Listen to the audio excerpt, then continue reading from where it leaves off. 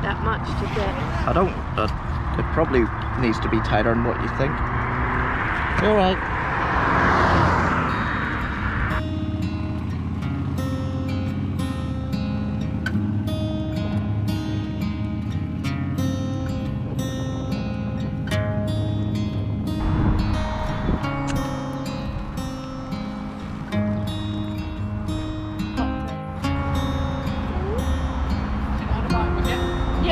It's her first time, she's been on it, yeah.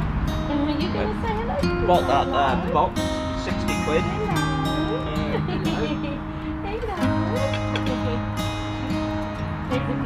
She was howling when we first put her in it, but but she'll get used to it, won't you?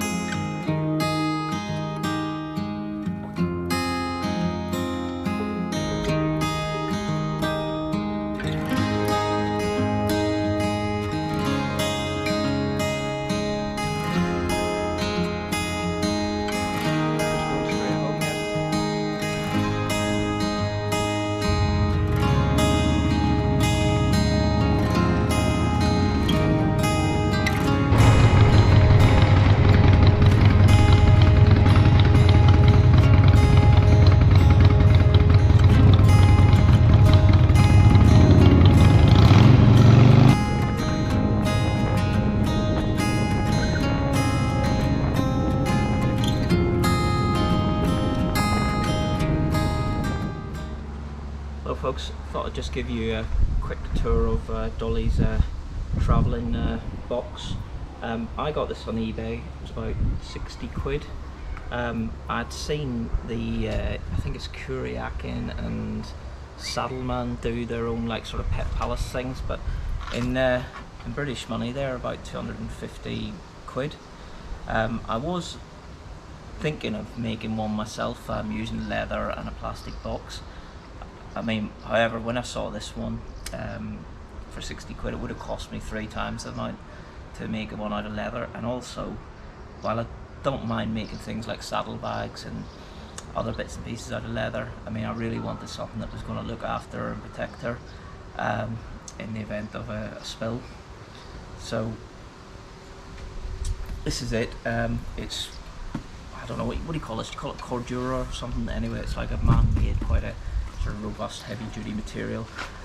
It's got zip-down, roll-up vent things on the front that allow the airflow in. It's got a roll top to cover up in case it rains. It's also actually got its own nylon rain cover which fits all the way over it. I think it's indoors somewhere, so you can use that in the event of rain.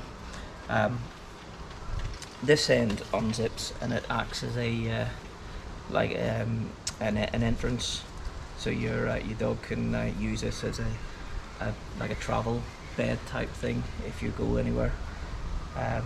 Yeah, so I'll put her in and then just give you a quick show. Okay, so what you will need for your dog is, well, either a collar or one of these harnesses. I actually prefer the harnesses, and I think the experts recommend them more because they put less strain, especially in a little Chihuahua's neck. So it comes with its attached sort of leash strap type thing with a clip on the end. So you clip it into her harness, and this is adjustable. You can adjust this depending on the size of your dog. What you don't want is it to be long enough that they could actually climb out and hang over the side like a hung up paratrooper. You just want it enough so they can get their head out, probably get their 2 front paws up if they want to see. So hang on there, babe, just gonna close you up. It's a decent heavy duty zip all the way around, and that's her for the road. I mean, probably you want to be stopping probably every 100 to 150 miles to give your dog a toilet break and give her some water Also make it interesting and fun for them as well. It's you know, they make them part of the trip. So when you stop, give them a treat. You know, if you're going to stop and grab a burger or whatever, make sure they get treated as well. Make it something that they look forward to. Yeah, I mean, stopping 100, 150 miles. If you ride with someone that's like I do, it's got a Sportster, you need to stop a lot sooner than that with their little peanut tanks. So I bought this waterproof cushion off eBay for, I don't know, £5 or whatever, just to put in to give her a bit of cushioning. I also put a blanket in with her when she's travelling, and probably give her something like a dried pig ear or whatever, you know, those dried dog treats so she can chew on it. I wouldn't put anything in that is of any value, like toy wise or expensive, because it may well end up 10 miles on the motorway. So it's got that cushion for her. This padded base came with it, but it's a bit flexible. So what I did, my only modification I did, was to fit a bit of plywood and bolt it on through the base. The reason being, when you tighten it down with the straps, it distorts it, it pulls it down over your mudguard or your fender, depending on what part of the world you live in.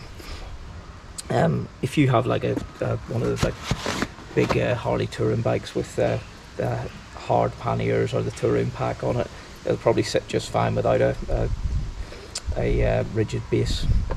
But that was the only modification I've done on it, and to be honest, for £60 I'm quite happy with it. I mean, I haven't seen in the flesh any of the Saddleman or the Kuriakin ones, so if anybody has one, let me know how this compares to them. I definitely would recommend getting something like this for your dog if you are travelling with it, rather than a bag that you put on your back or your front, because the thing with that is, if you come off, your dog ain't going to have a chance. If you come off at 50 to upwards, you're going to be rolling, bouncing. Your poor dog's going to be underneath you most of the time. The thing with this is, because she's harnessed into it, say the bike does go down and slides along on its side, I mean, it will scare her quite a bit, I imagine, but the chances are she'll stay within this. And if you guys follow Adam Sandoval on YouTube, by the way, I highly recommend his channel. Absolutely fantastic guy.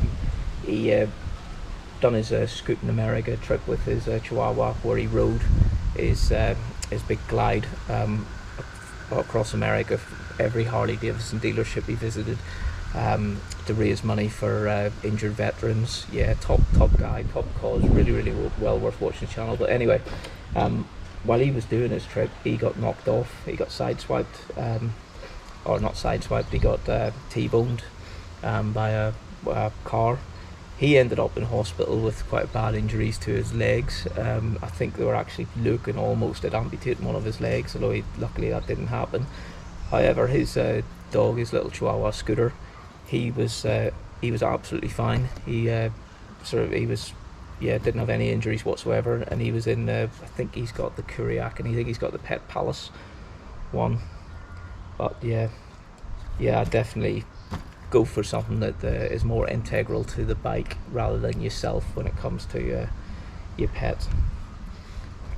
Hey, just while I've got you here, I thought I'd show you my saddlebag pannier type things that I made myself. I made these out of natural veg tanned leather. I think it's quite heavy duty, it's about 4mm thick.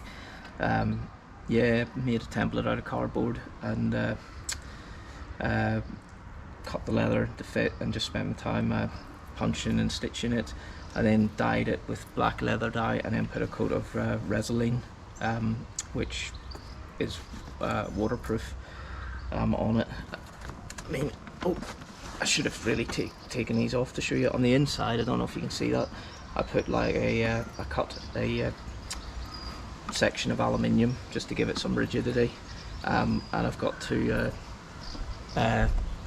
four slots on it where I feed 2 cam buckle straps through and up behind the frame of the bike and pull them tight. I'm quite pleased with it, to be honest. They've stood up well, and they've done probably about 500 miles now. Yeah, the reason I got into making leather stuff is I just got fed up with buying stuff online, and it being crap, expensive and crap. So I decided to start experimenting, making stuff. I mean, this is where YouTube's really good, because you can pick up tips, you can watch experts, follow them. Yeah, I'd highly recommend, take your time. Other things that I've made, that's my toolkit which you carry. Just a oh, there's a hurricane, hawker hurricane flying over. Yeah, that's a toolkit which I carry, just made out of the same leather, treated. And then I made, this was a bit tricky to make, you can see it, a what you call it, like a swing arm bag. Yeah, again, made a template out of cardboard and cut it, so that goes down behind the or in front of the suspension spring. Yeah, just gives me a bit of satisfaction doing stuff yourself, and also you then have, I find you've more trust in your kit if you make it yourself.